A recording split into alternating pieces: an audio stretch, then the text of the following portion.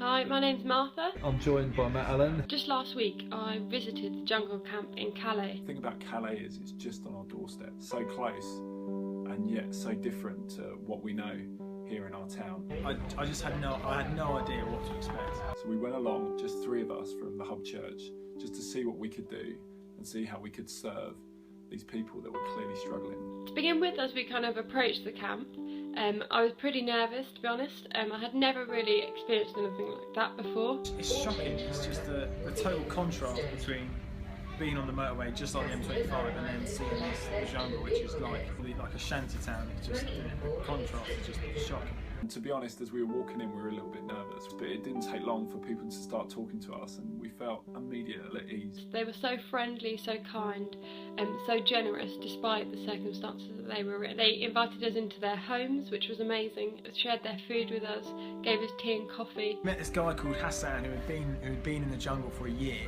It took him 7 months to get to Calais. We just got chatting to him and he told us a bit about his story and stuff, and then he invited all of us in for coffee, and we met his 3 wives and got chatting to all his friends, and they're just like they're happy people. I thought I'd kind of go there and I'd find it really hard and it would be really difficult and all that sort of stuff, but actually we had a great time. You know, we laughed and we joked with the friends that we made, and to some extent you could kind of forget why they were there and the bigger problem that was surrounding them. I think now I've seen it for myself, it's totally made it so real for me. We were able to give out, you know, tins of food and clothes and warm bedding and all that sort of stuff, and although it might not be fixing the bigger problem, you know, it's doing amazing things in the camp. Being able to give that stuff to them, they appreciated hugely. It only really hit me towards the end of the day as we made our way to the ferry and waited at passport control, and we got out our little purple books with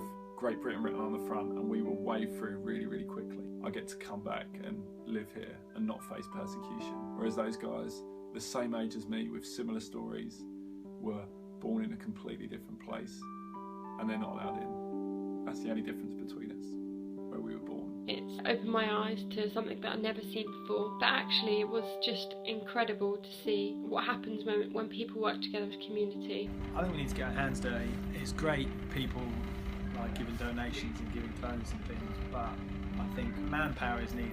Organising, handing out food and being on the ground I think that's the best way. Even just by going and visiting, it made a huge difference to them, I believe. I had quite a long journey. It was about 1 o'clock in the morning and I was really tired and worried about what I was doing the next day. As I laid there in bed, I was a bit cold, so I grabbed another blanket and put it on top of me, and it occurred to me that the people that I've been chatting with, my friends Hassan and Riddler, had probably just walked for 2 hours to try and jump onto a train. As a church, we're going to go back. We've seen some amazing things and we've met some amazing people, and we want to hear more stories and work out other ways in which we can serve the community there and continue to play our part in loving these people that are seen as a pain, seen as a swarm, seen as a pest by our society. Yeah, and if we can keep going back and keep making these small differences, then I really believe that it's going to make a massive difference to their experience of this refugee camp. Thanks so much, and goodbye.